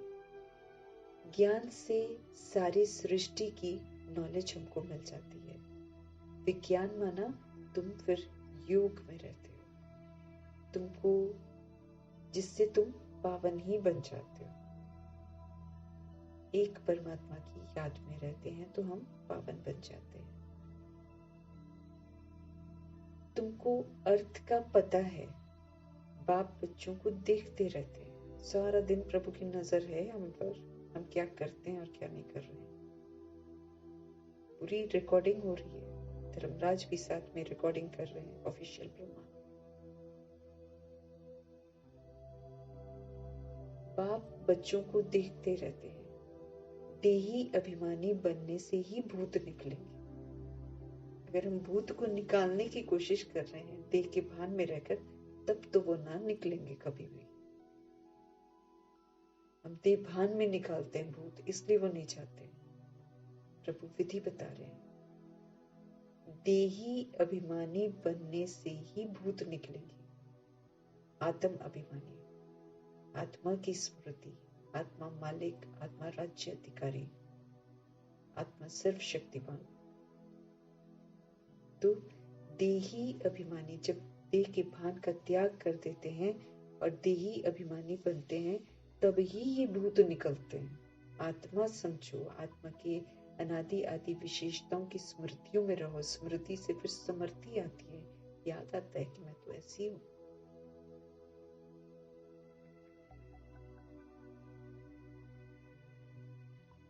देही अभिमानी बनने से ही भूत निकलेंगे, प्रभु कहते। ऐसे नहीं सबके भूत फट से निकल जाएंगे। जिसने जिस भूत को बहुत ज्यादा यूज किया होगा, उसका वो वाला भूत जल्दी निकलेगा नहीं। ऐसे नहीं सभी के भूत फट से निकल जाएंगे।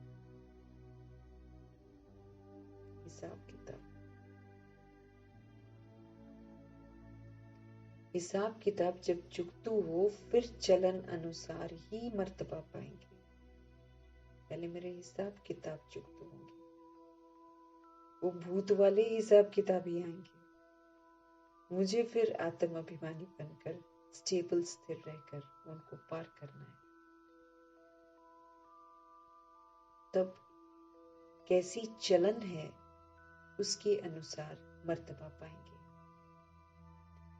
क्लास ट्रांसफर होते हैं। इस दुनिया का ट्रांसफर नीचे हो रहा है और तुम्हारा ऊपर हो रहा है। कितना फर्क है। वो कलयुग की सीढ़ी नीचे उतरते जा रहे हैं। इस दुनिया का मर्तबा पाना या इस दुनिया के ही मार्ग पर चलना, तो बाबा कहते वो तो कलयुग की सीढ़ी क्या कर रहे हैं, नीचे उतरते जाते हैं। और तुम पुरुषोत्तम संगम युगी सीढ़ी ऊपर चढ़ते जाते हो। तुम पुरुषोत्तम संगम युगी सीढ़ी जो है ऊपर चढ़ते जाते हो। दुनिया तो यही है, दुनिया तो यही है, सिर्फ बुद्धि का काम है। हमको बुद्धि से प्रभु से कनेक्ट हो।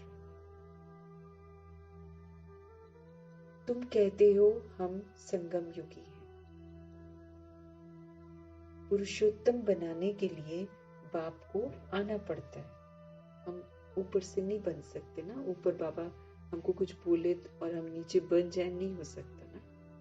इसलिए प्रभु कहते हैं कि पुरुषोत्तम हम आत्माओं को बनाने के लिए फिर से हम आत्मा रूपी पुरुष को उत्तम बनाने के लिए प्रभु को सृष्टि रूपी ड्रामा में आना पड़ता है।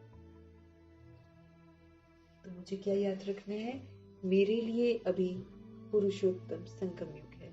दुनिया के लिए कलयुग होगा, लेकिन हमारे लिए ये पुरुषोत्तम संगम युग है। इसमें रहते हुए मुझे सब पुरुषों में उत्तम बनना है। बाकी सब घोर अंधेरे में। भक्ति को वो बहुत अच्छा समझते हैं दुनिया वाले, क्योंकि बाबा ने लेकिन उस दिन क्या बोला, ये तमो प्रधान निश्चय है। हमारा सतो प्रधान निश्चय होना चाहिए, सिर्फ एक प्रभु में। तुमको अभी ज्ञान मिला है। वो लोग भक्ति को बहुत अच्छा समझते हैं क्योंकि ज्ञान का उनको मालूम ही नहीं है। तुमको अभी ज्ञान मिला है तब तुम समझते हो। ज्ञान की एक चुटकी से आधा कल्प के लिए हम चढ़ जाते हैं, फिर वहां ज्ञान की बात भी नहीं होगी। ये सब बातें महारथी बच्चे ही सुनकर धारण कर और सुनाते रहेंगे। यहाँ पर जो प्रभु हमें समझ देते हैं, उस समझ को धारण करना है। धारण करके फिर उसका जो सुख है वो सभी को देना है। साथ में प्रभु की याद में रहना है। इस विधि से हमारे हिसाब किताब चुकत होते हैं। चुकत होते होते फिर एक दिन हम स्मृति स्वरूप बन जाते हैं।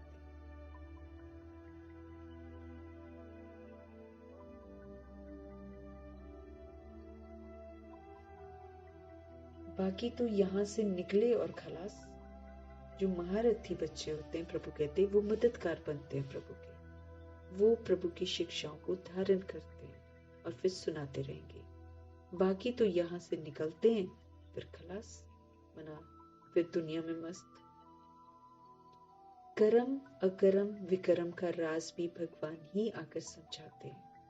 अभी प्रभु हमें कर्म करना सिखाते हैं। ट्रस्टी बनकर, सेवाधारी बनकर, सभी को प्रभु की अमानत समझकर कर्म करना सिखाते हैं।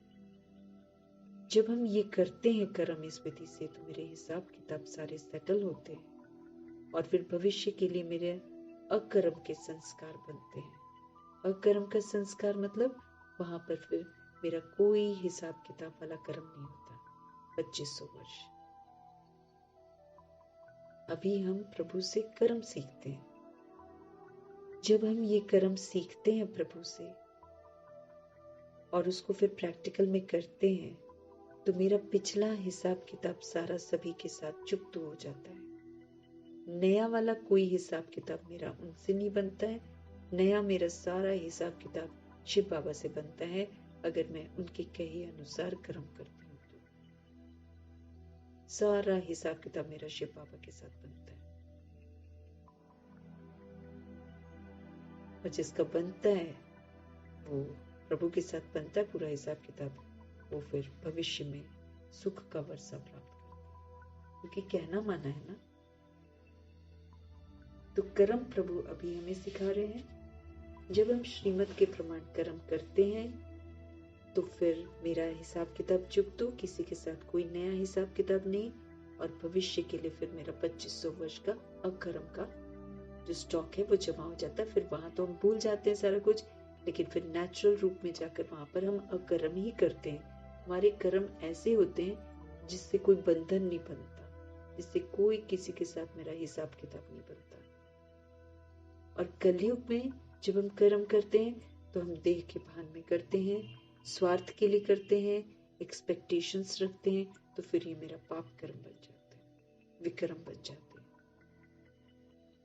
तो हमको सारा राज जो है वो प्रभु अभी समझाते हैं, समझ देते हैं कि अब देश समझकर कोई भी ऐसा पाप कर्म नहीं करो, अब आत्मा समझकर श्रीमत के प्रमाण हर कर्म करो, तो एक भी विकर्म नहीं होगा।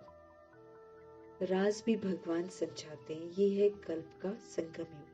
एक पूरा कल्प जब बीतने वाला होता है, आखिरी के 100 वर्षों में हम आत्माओं के लिए संगम युग होता है, दुनिया के लिए कलयुग होता है। जबकि पुरानी दुनिया खत्म होनी है, खत्म हो नई दुनिया फिर स्थापन होनी है। विनाश सामने खड़ा है, तुम संगम युग पर खड़े हो और मनुष्यों के लिए कलयुग चल रहा है। कितना ये घोर अंधियारा है, गिरते ही रहते हैं। कोई तो गिराने के निमित्त भी होगा ना, और वो है रावण। रावण के आकर्षण में रहते हैं तो फिर गिरते जाते हैं। हमें ये समझना है कि जब भी हम दूसरा प्रभु की श्रीमत के विपरीत चलते हैं तो फिर हम रावण को बढ़ावा देते हैं, तो हम फिर रावण बन जाते हैं, असुर बन जाते हैं। तो हमको कौन गिराता है? रावण। शोक वाटिका में रावण लेकर जाता है। पहले गिरते हैं, फिर ऑटोमेटिकली शोक वाटिका में जाते ही जाते हैं। दुख शांति तो अनुभव करनी ही करनी है। इस सभा में वास्तव में कोई पतित बैठ नहीं सकता। प्रभु जहां मुरली चलाते हैं, प्रभु कहते हैं कि वहां पर जो सभा जिसमें प्रभु जी आते हैं उसमें कोई पतित बैठ नहीं सकता। प्रजापिता ब्रह्मा थे साकार में, तो वो इस बात का बड़ा ध्यान रखते थे वो लोग कि अंदर कोई पतित ना बैठे। पतित अगर आता है तो वो वायुमंडल को खराब करता है। अब पतित बनने में तो बहुत कुछ आता है ना। एक तो वो विकार तो होता ही है, लेकिन विकार के साथ और भी बाल बच्चे जब तक हमारे अंदर रहते हैं तो हम क्या करते हैं? वायुमंडल को खराब करते हैं। अगर कोई सोल मूवी देखती है, सीरियल्स देखती है, काम विकार के बारे में सोचती है, तो वायुमंडल को खराब करती है। अगर हम क्रोध करते हैं, वायुमंडल को खराब करते हैं। अगर हम लोभ रखते हैं, मोह रखते हैं, अहंकार रखते हैं, हम पूरा का पूरा वायुमंडल खराब कर रहे हैं। एक तो पहले ही किया हुआ है, वो माफ करने को तैयार नहीं प्रकृति। ऊपर से अच्छा करना चाहिए तो अभी अच्छाई में भी बुराई डाल। तो वास्तव में प्रभु की जो सभा होती है उसमें कोई पतित बैठ नहीं सकता। क्यों? पतित वायुमंडल को खराब करते हैं। अगर कोई छिपकर आकर बैठते हैं तो उनको चोट भी लगती है, उनको चोट लगती है, सजा तो मिलती है ना। प्रभु को तो मालूम होता है, बैठती हैं आत्माएं बीच बीच में आके, और प्रभु पॉइंट आउट भी करते हैं। एक बार तो प्रभु आ ही नहीं रहे थे, अव्यक्त बाप दादा आ ही नहीं रहे थे। तो प्रकाश मणि दादी बाबा को बोले कि बाबा को आना चाहिए, गुलजार दादी भी बोले बाबा को आना चाहिए, लेकिन नहीं आ रहे। फिर बाप दादा ने बताया कि पतित बैठे हुए सभा में, वो ज्यादा पतित होंगे। फिर दादी ने रिक्वेस्ट करके कहा कि जो कोई भी है वो बाहर चले जाए। अब अभी नहीं सुनते ना, अभी जो दौर चल रहा है इसमें तो किसी को भी लेकर चले जाते हैं, इसलिए अव्यक्त बाप दादा ने आना बंद कर दिया। तो वास्तव में जिस सभा में प्रभु के महावाक्य चलते हों वहां पर कोई पतित बैठ नहीं सकता है। पतित जो होते हैं वे वायुमंडल को खराब करते हैं। अगर कोई छिपकर आकर बैठते हैं तो उनको चोट भी लगती है जरूर, कहीं ना कहीं सजा तो पक्का मिलती है, एकदम गिर पड़ेंगे फिर वो और उल्टे मार्ग पर चल पड़ेंगे। ईश्वरीय सभा में कोई दैत्य आकर बैठते हैं तो झट पता पड़ेगा। देखो भाई, कड़ा शब्द यूज कर रहे हैं प्रभु। अगर हमारे में देह का भान, देह का अभिमान है, अगर हमारे में देह की कमी कमजोरियां हैं तो हम दैत्य बन जाते हैं। तो बाबा कहते हैं ईश्वरीय सभा जो है उसमें कोई भी दैत्य आकर बैठते हैं, दुशासन, दुर्योधन जो भी कहो, है ना, जो विकार में जाते हैं या विकारी दृष्टि रखते हैं, कोई भी दैत्य आकर बैठते हैं तो झट पता पड़ेगा। दादियों को पता पड़ जाता था, बहुत सच्ची थी ना वो लोग, तो शुरू में बहुत सच्चे बच्चे थे।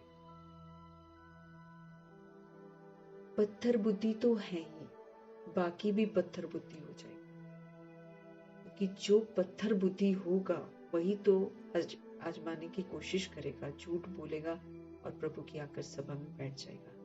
लेकिन प्रभु कहते हैं वो पत्थर बुद्धि तो पहले ही है, तभी उसने ये हरकत करी, फिर बाकी भी वो पूरा पत्थर बुद्धि हो जाएगा, बिल्कुल ही समझ खत्म हो जाएगा, 100 गुना फिर दंड पड़ जाएगा उसे, अपने को नुकसान पहुंचाएंगे। इसलिए बहुत सारे डबल विदेशी हैं जो जब तक पूरा ठीक नहीं हो जाते ना मधुबन की भूमि पर नहीं जाते। मधुबन की भूमि ये ना फिर हमारा पाप कर्म बन जाता है। कोई भी विकार हो, कोई भी विकार, काम विकार तो चलो घोर है ही, लेकिन कोई भी विकार नहीं, देह का भान ही नहीं होना चाहिए। क्योंकि बाबा ने, मम्मा ने, दादियों ने, सबने देह का भान मिटाया हुआ था। ये वो भूमि है, 100 गुना दंड पड़ जाएगा, अपने को नुकसान पहुंचाएंगे। कहते हैं हम देखेंगे, इनको पता पड़ता है। कुछ लोग ऐसे हैं जो भगवान को चैलेंज करते हैं ना, पता करते हैं, देखते हैं, हम जाते हैं तो इन लोगों को पता पड़ता है कि हम लोग पतित हैं और सभा में बैठे, ये ऐसा सोच कर जाते हैं। बताओ, हम देखेंगे, इनको पता पड़ता है। कोई एक बार शराब लेकर भी चला गया था, ऐसे करा है 1-2 जनों ने। हमको क्या पड़ी, जो करेगा फिर सो पाएगा।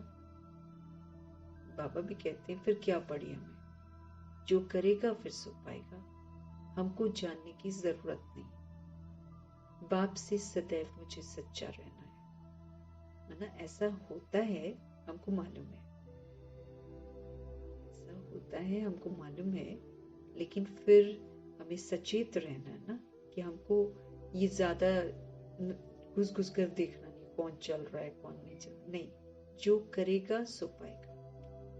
हमको जानने की जरूरत नहीं है कि कौन क्या कर रहा है, बाप से हमको सच्चा रहना है। कहते हैं सच तो बिठो नच, सदा खुश रहेंगे, सच्चे रहेंगे तो अपनी राजधानी में भी फिर हम खुश रहेंगे। बाप सत्य है तो बच्चों को भी सत्य बनना चाहिए। बाबा पूछते हैं शिव बाबा कहाँ है, कहते हैं इसमें है। परमधाम छोड़कर दूर देश के रहने वाले आए देश पर आए, उनको तो अब बहुत सर्विस करनी है। शिव बाबा तो निरंतर सेवाओं पर है ना, सूक्ष्म वतन रचते हैं ना, वो फिर सेवा के लिए सूक्ष्म वतन रचते हैं। पहले वो नीचे आते हैं, अब तो ब्रह्मा जी ही अव्यक्त हो गए, ब्रह्मा जी ऊपर पहुंच गए, तो फिर अब वहां से ही सारा कार्य करते हैं। परमधाम छोड़कर दूर देश के रहने वाले आए देश पर आए, उनको तो अब बहुत सर्विस करनी है। बाप कहते मुझे रात दिन यहाँ सर्विस करनी पड़ती है, संदेशियों को, भक्तों को साक्षात्कार कराना पड़ता है। है तो यहाँ ही ना, वहां तो कोई सर्विस नहीं है। सर्विस बिगर बाबा को सुख ना आए। सबसे ज्यादा तो बाबा को सर्विस करने का शौक है, सारी दुनिया की सर्विस करनी है। सब पुकारते हैं बाबा आओ बाबा आओ, कहते हैं मैं इस रथ में आता हूँ। उन्होंने फिर घोड़े गाड़ी बना दी है। अब घोड़े गाड़ी में श्री कृष्ण कैसे बैठेंगे? ऐसे भी नहीं कोई शौक होता है घोड़े गाड़ी पर बैठने का। श्री कृष्ण क्यों आएंगे यहाँ युद्ध के मैदान में? वो तो सतो प्रधान प्रिंस है, उनके लिए तो कृष्णपुरी बन गई है ना, तो वो तो प्योर धरा पर अपना पैर रखेंगे। यहाँ पर क्यों आएंगे घोड़े गाड़ी पर बैठने के लिए? हाँ, वहां तो घोड़ा गाड़ी भी नहीं होता ना, वहां पुष्पक विमान होते हैं। तो श्री कृष्ण क्यों बैठेंगे, कैसे बैठेंगे यहाँ पर आकर? ऐसे भी नहीं कोई शौक होता है घोड़े गाड़ी पर बैठने का। देही अभिमानी और देह अभिमानी बनने की बातें संगम युग पर ही होती। कितना अच्छा समझा रहे हैं प्रभु। जो करना है संगम युग में करना है।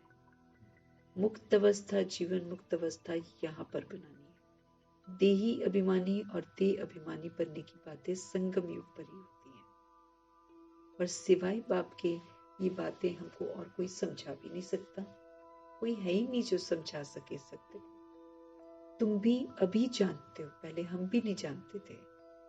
क्या कोई गुरु ने हमको सिखाया था ये सब? हम पूछ सकते हैं अपने आप को कि हम गुरुओं को मानते थे। सपोज करो कोई देहधारी गुरु को मानते थे, तो क्या किसी गुरु ने वो सिखाया जो प्रभु सिखा रहे? गुरु तो बहुत किए, कोई ने भी नहीं सिखाया। बहुत लोग गुरु करते हैं, समझते हैं कोई से शांति का रास्ता मिल जाएगा। बाप कहते हैं शांति का सागर तो सिर्फ एक शिव पिता परमात्मा ही है, वो साथ लेकर जाते हैं। सुख धाम शांति धाम का किसी को पता ही नहीं है। कलयुग में ही शूद्र वर्ण है, पुरुषोत्तम संगम युग पर ब्राह्मण वर्ण है, तो साथ साथ चल रहा है। आखिरी 100 वर्ष है ना, किसी के लिए कलयुग है तो किसी के लिए पुरुषोत्तम संगम युग है। तो कलयुग में है शूद्र वर्ण। अब मेरे को शूद्र वर्ण के संस्कार यूज नहीं करने। हम पुरुषोत्तम संगम युग पर हैं, हमको प्रभु से सारी शिक्षाएं मिल रही हैं, तो मेरे को शूद्र वर्ण नहीं बनना है। अब ब्राह्मण वर्ण में रहना है, ईश्वरीय मर्यादाओं के प्रमाण चलना है। इन वर्णों का भी तुम्हारे सिवाय कोई को पता ही नहीं है। हमको मालूम है कि ब्राह्मण वर्ण अभी बना है, फिर देवता वर्ण होता है, फिर क्षत्रिय वर्ण होता है, फिर वैश्य वर्ण होता है, फिर शूद्र वर्ण होता है, फिर प्रभु अडॉप्ट करते हैं, ब्राह्मण बनाते हैं, फिर हम फरिश्ता बनते हैं। इन वर्णों का भी तुम्हारे सिवाय कोई को पता नहीं है। यहाँ तो सुनते हैं, बाहर निकलते हैं, सब भूल जाते हैं। अब भूल जाएंगे तो बताओ सारे दिन में पेपर कैसे देंगे, कैसे शिक्षाओं को अमल में लाएंगे? भूल जाते हैं, धारणा फिर होती नहीं है। बाप कहते हैं कहाँ भी जाते हो ना, बैच हमें लगा होना चाहिए, इसमें लज्जत नहीं करनी है। ये तो बाबा ने बहुत कल्याण के लिए बनाया हुआ है। किसको भी समझा कर दो, कोई सेंसिबल होगा तो कहेगा इस पर आपका खर्चा हुआ होगा। बोलो खर्चा तो होता ही नहीं है, गरीबों के लिए फ्री है। वो धारणा कर ले तो फिर ऊंच मर्तबा पा सकता है। गरीब के पास पैसे ही नहीं तो फिर क्या करेंगे? कोई के पास पैसे हैं परंतु मनहूस हैं, मन कंजूस हैं, वो यूज नहीं करते, सोच सोच के यूज करते हैं। इसने प्रैक्टिकल करके दिखाया, लेकिन ब्रह्मा ने प्रैक्टिकल करके दिखाया, सारा का सारा धन लगा दिया, सब कुछ माताओं के हवाले कर दिया। तुम बैठ सब कुछ संभालो, क्योंकि अब तो ये ज्ञान मिला है कि पिछाड़ी में कुछ भी याद ना है, इसलिए उन्होंने सारा ही दे दिया। ब्रह्मा जी ने हर बात को अच्छे से समझा ना, उन्होंने क्या किया, सारा धन जो था उनके पास, उन्होंने एक ग्रुप बनाया ना जिसमें मातेश्वरी हेड थी, तो माताओं के हवाले कर दिया और कहा तुम लोग बैठकर इसको संभालो, जो संभालना यज्ञ का तुम लोग संभालो। अब उनका भी नहीं है, हाँ, उनको दिया, उनका भी नहीं है, वो भी प्रभु की अमानत समझेगा। और इधर इनका जो था, इन्होंने देकर अपने आप को फ्री किया, क्योंकि अब तो ये ज्ञान मिला है। उन्होंने बोला, ब्रह्मा जी ने बोला कि अब तो ये ज्ञान मिला है कि पिछाड़ी में तो कुछ भी याद नहीं आना चाहिए। अंतकाल जो स्त्री सिमरे, वलवल योनि वैश्य पावे। बड़ी बिल्डिंग्स आदि होंगी तो अवश्य याद पड़ेंगी। अब अगर घर वर बना रखे होंगे, खर्चा किया होएगा, बड़ी बड़ी बिल्डिंग बनाएंगे, याद तो पक्का आएगी, है ना।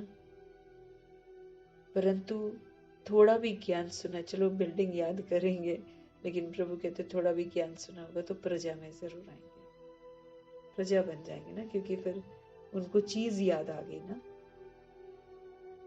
अंदर एक रहता है, हमने बनाया, हमने कमाया, हमने इतना खर्चा किया, ये अंदर बहुत सूक्ष्म बैठा होता है। ऊपर से बोलते रहेंगे, जैसे उस दिन बाबा ने बोला, बड़े आराम से बोलते थे, तन मन धन संबंध संपर्क सब तेरा। अभी तो तन का ही बताया, तो तन में कितनी त्रुटियां हैं कि तन का भी त्याग नहीं किया है।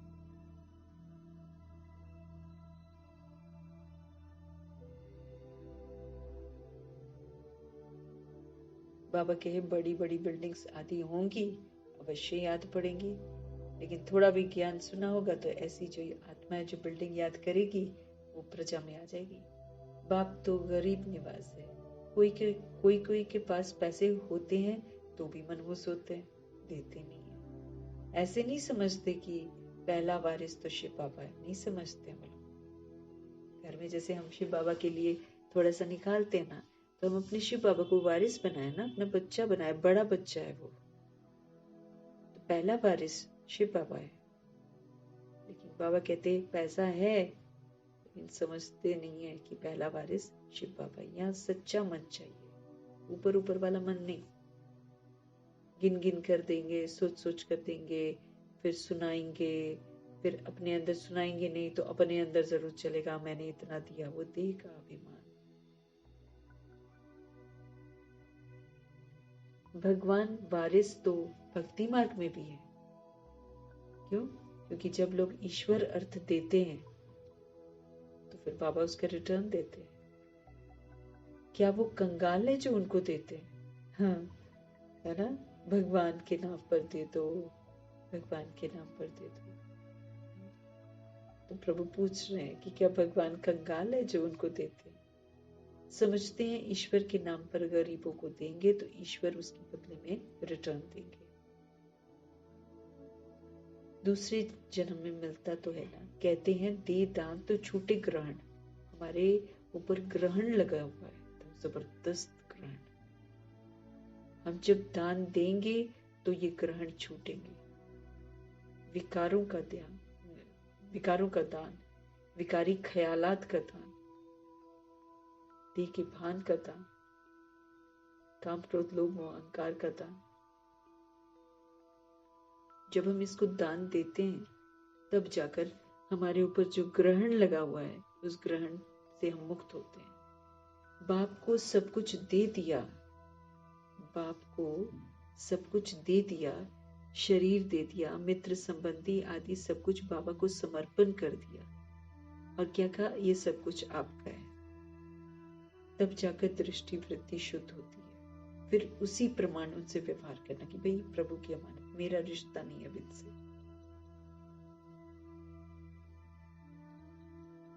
ये सब कुछ आपका है। इस समय सारी दुनिया पर ही ग्रहण लगा हुआ है। वो कैसे एक सेकंड में छूटता है, काले से गोरे कैसे बनते हैं, ये अब तुम ही जानते हो। ब्रह्मा जी ने तो एक बैग छोड़ दिया, फिर अटेंशन रखा, फिर कोई शूद्र बने को यूज नहीं करा, वो सच्चे ब्राह्मण बने। तुम जानते हो, फिर औरों को समझाते हो। जो कहते हैं हम अंदर में समझते हैं, परंतु किसको समझा नहीं सकते हैं, प्रभु कहते हैं वो भी कोई काम के नहीं है। जो समझते हैं लेकिन जो समझा नहीं पाते हैं, वो कोई काम के नहीं।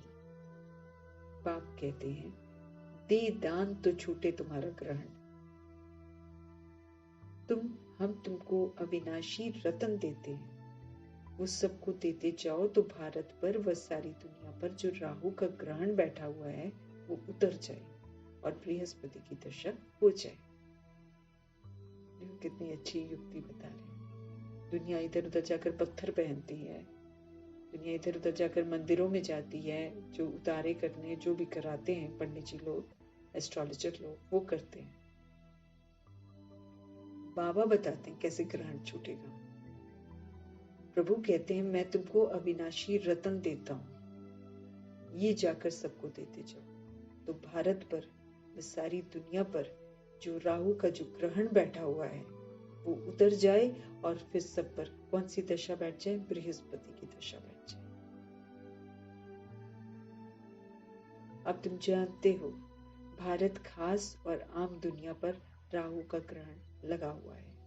हमें अब समझ मिलती है कि भारत पर स्पेशली, क्योंकि 5000 वर्ष का ड्रामा यहाँ पर चलता है और आम दुनिया जो है वो बाद में आती है, तो सभी पर राहु का ग्रहण लगा हुआ है। वो कैसे छूटे? ये तो बाप है ना। बाप तुम्हारे से पुराना लेकर नया देते हैं। वो कहते हैं अब नया संस्कार यूज करो, पुराना लेते हैं और नया देते हैं। इसको कहा जाता है बृहस्पति की दशा। अभी हमको रोज मुरली मिलती है, समझ मिल रही है, तो बृहस्पति की दशा है। लेकिन फिर सारा दिन मेरे पर बृहस्पति की दशा बनी रहे, उसके लिए फिर मुझे अटेंशन रखना है कि मुझे प्रभु की शिक्षाओं पर चलना है। जो विकार रूपी ग्रहण है, जो देह अभिमान का ग्रहण लगा हुआ है, उस देह अभिमान को मुझे यूज नहीं करना है।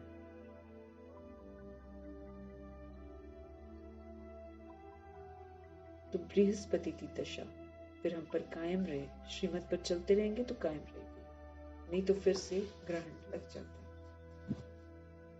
सारी दुनिया पर ही है राहु का ग्रहण।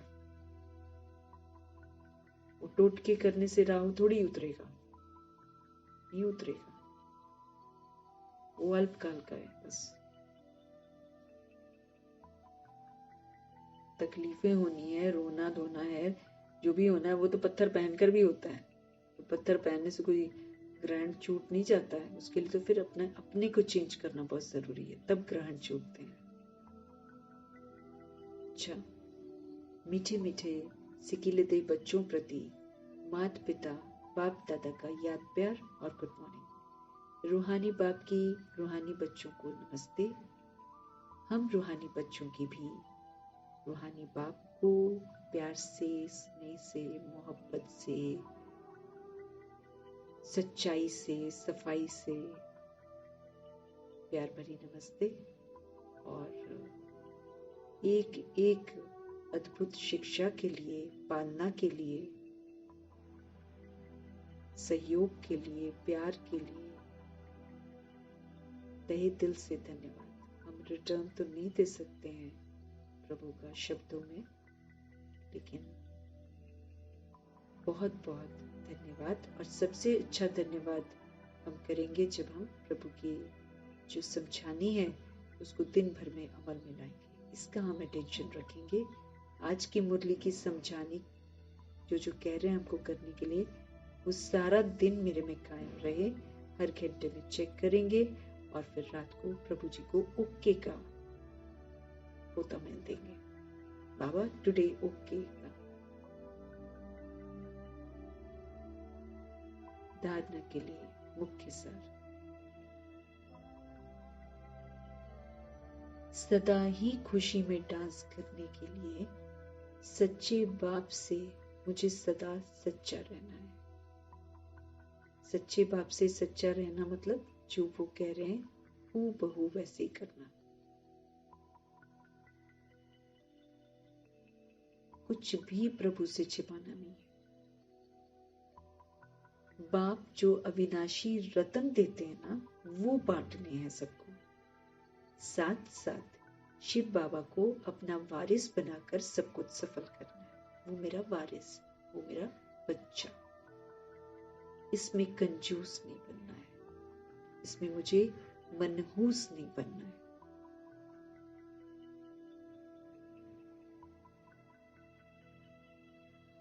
परमपिता परमात्मा का वरदान। बिंदु और बूंद के महत्व को समझकर अपनी श्रेष्ठ स्थिति बनाने वाले सिद्धि स्वरूप भव।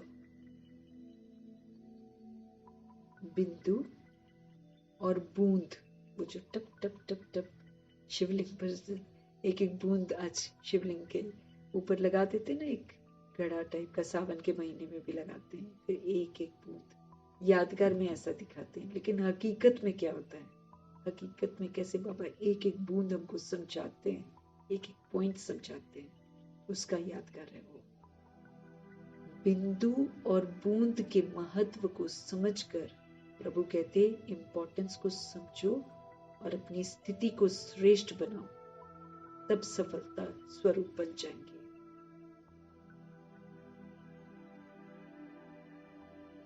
शिव परमात्मा की पूजा में, शिवलिंग में जहां भी शिवरात्रि होती है ना, शिव परमात्मा की पूजा में एक बिंदु की विशेषता है, दूसरी बूंद बूंद की विशेषता है। दोनों का अपना अपना महत्व है। आत्मा, परमात्मा और प्रकृति का ये खेल अर्थात ड्रामा, तीनों का ज्ञान प्रैक्टिकल लाइफ में बिंदु ही अनुभव होता है, और बूंद है शुद्ध संकल्पों की स्मृति, जिससे मिलन की सिद्धि का अनुभव होता है। शिव परमात्मा की पूजा में एक तो बिंदु की विशेषता है ना, 3 लाइन्स ड्रॉ करते हैं ना, बीच में एक बिंदु लगाते हैं शिवलिंग पर। दूसरा फिर उस पर एक ही जगह पर कंसंट्रेट करके ना वो मटका ऊपर रख देते हैं और फिर उससे एक एक बूंद गिरती है शिवलिंग पर, ऐसा दिखाते हैं यादगार में। दोनों का प्रभु कहते अपना अपना महत्व है, जिसको दर्शाया जाता है। आत्मा, परमात्मा और प्रकृति का ये खेल अर्थात ड्रामा जो है, तीनों का ज्ञान प्रैक्टिकल लाइफ में बिंदु ही है। आत्मा बिंदु, परमात्मा बिंदु, ड्रामा बिंदु।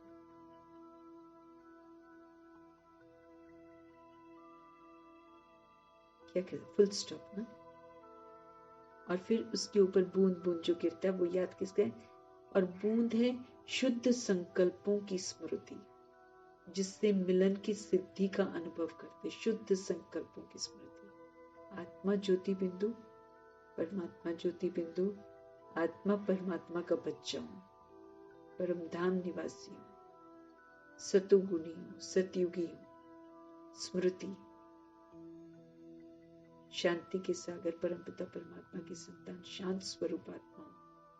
पवित्रता के सागर परमपिता परमात्मा की संतान, मैं पवित्र स्वरूप आत्मा हूं।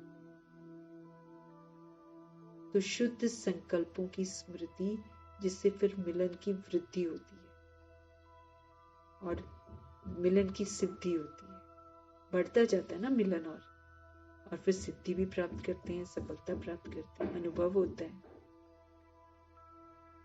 रूह रिहान में प्राप्तियों की शीतल बूंदे बाप पर डालते हो, इसी से ही श्रेष्ठ स्थिति बन जाती है। रूह रिहान, जब प्रभु से रूह रिहान करते हैं, रूह रिहान करके फिर हम प्रभु को बताते, बाबा हमको ये मिला, बाबा हमको ये मिला, आपके संग आकर मुझे ये मिला, ये मिला। तो रूह रिहान में जब प्राप्तियों की शीतल बूंदे, जब हम बोलते बाबा ये चेंज हो गया, बाबा ये मेरा ये चेंज हो गया, जब हम बोलते ना, तो ये जो प्राप्तियां होती हैं, उसकी जब शीतल बूंदें जो होती हैं, वो हम जब जिक्र करते हैं रूह रिहान में, तो वो हम क्या करते हैं, शीतल बूंदे बाप पर डालते हैं। इससे क्या हो जाता है, जब हम प्रभु की दी हुई प्राप्तियों को प्राप्त करते हैं, फिर उसकी जो शीतल बूंदे हम बाप पर डालते हैं, तो हमारी स्थिति कैसी बन जाती है, श्रेष्ठ स्थिति बन जाती है।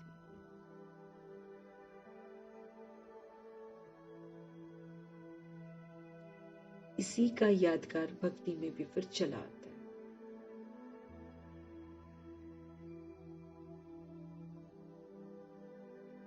प्रभु क्या कह रहे हैं? रूह रिहान में प्राप्तियों की शीतल बूंदें पाप पर डालते हो, इसी से फिर श्रेष्ठ स्थिति बन जाती है और फिर इसी का यादगार जो है फिर वो भक्ति में भी चला आता है।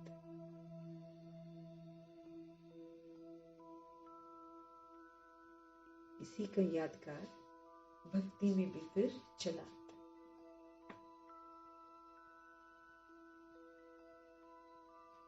और वो फिर वो पानी डालते हैं बूंद। वो एक्चुअली क्या होता है, हम रूह रिहान करते हैं और फिर प्रभु से जो प्राप्तियां होती हैं उसकी जो शीतल बूंदे हैं वो हम प्रभु को बताते हैं ना, तो मना वो बताना मतलब शीतल बूंदे जो हैं वो पाप पर डालते हैं। इसी से ही फिर मेरी श्रेष्ठ स्थिति, जो प्रभु की सिखाई हुई धारणाएं हैं वो करने से फिर मेरी श्रेष्ठ स्थिति बन जाती है। इसी का यादगार फिर भक्ति में भी चला आता है। स्लोगन, ज्यादा बोलने से,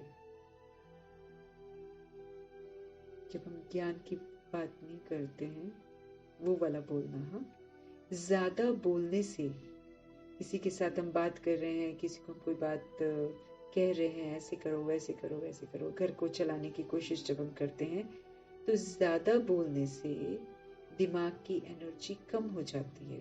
इसलिए प्रभु कहते किसी से भी बात करो, शॉर्ट करो और स्वीट करो। शॉर्ट करो, पड़ेगी नहीं, और स्वीट करो मना दूसरी सोल को एटलीस्ट लगे कि हाँ कुछ प्राप्ति हुई है, कुछ अर्थ रहे, कुछ अर्थ सहित कुछ था। अर्थ सहित ही प्रभु हमको बोलना सिखाते हैं, सारा व्यवहार अर्थ सहित सिखाते हैं। तो कुछ भी अर्थ सहित होता है तो वो शॉर्ट है। तो ऐसा शॉर्ट और स्वीट बोलने की समझ देते हैं प्रभु। ज्यादा बोलने से, मीठे मीठे परमात्मा बोलते हैं, बड़ा दिमाग खराब हो जाता है, दिमाग की एनर्जी कम हो जाती है। इसलिए शॉर्ट बोलो, स्वीट बोलो, थोड़ा बोलो, मीठा बोलो।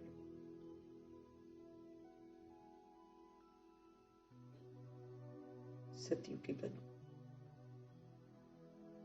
वो शॉर्ट और मीठा के जो संस्कार हैं वो सतयुगी सोल्स के होते हैं, लेकिन वो संगम युगी बनकर प्रभु से ये सभ्यता सीखते हैं। प्रभु हमें सिखाते हैं कि कैसे शॉर्ट और स्वीट बोलना है। बाकी बहस नहीं करनी, क्योंकि बहस करने से, ज्यादा बोलने से दिमाग की एनर्जी कम हो जाती है, फिर खुद ही को दिक्कत होती है।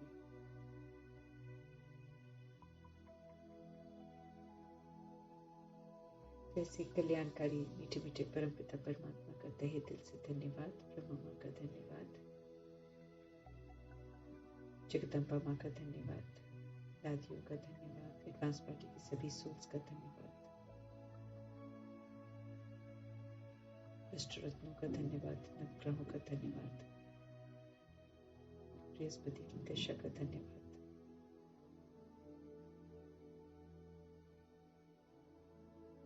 पांच तत्वों का धन्यवाद, ड्रामा का धन्यवाद, प्रकृति का धन्यवाद, माया का धन्यवाद, यमदूत का धन्यवाद, साधनों का धन्यवाद, साधन बनाने वालों का धन्यवाद, अन्य आत्माएं जो मददगार बनती हैं उनका धन्यवाद, साथ में रहने वाली आत्माओं का धन्यवाद, शरीर रूपी इंस्ट्रूमेंट का धन्यवाद, अविनाशी खजाने जो मिलते हैं उसका धन्यवाद,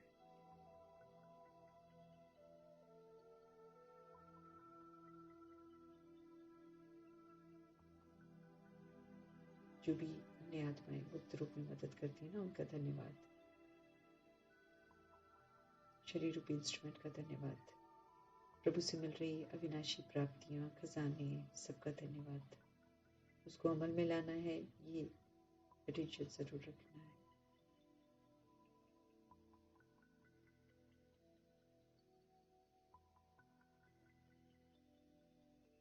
जिन्होंने भी मुरलियों को संजो कर रखा है उन सारी आत्माओं का धन्यवाद। प्रभु के डायरेक्शन पर किया है तो प्रभु का तो सबसे टॉप मोस्ट धन्यवाद, फिर निमित्त सोल्स का भी धन्यवाद।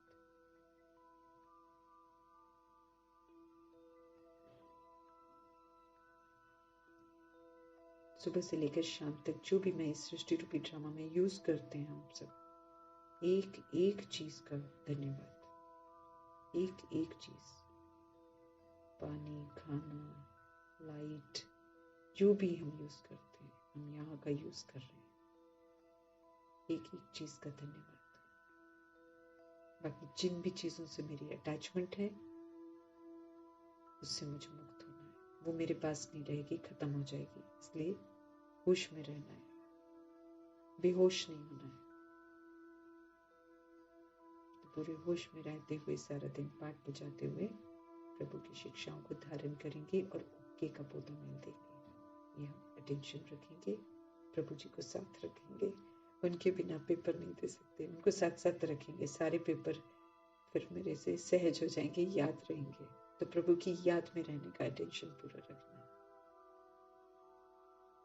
मीठे मीठे परमात्मा का धन्यवाद करते हुए ओम शांति।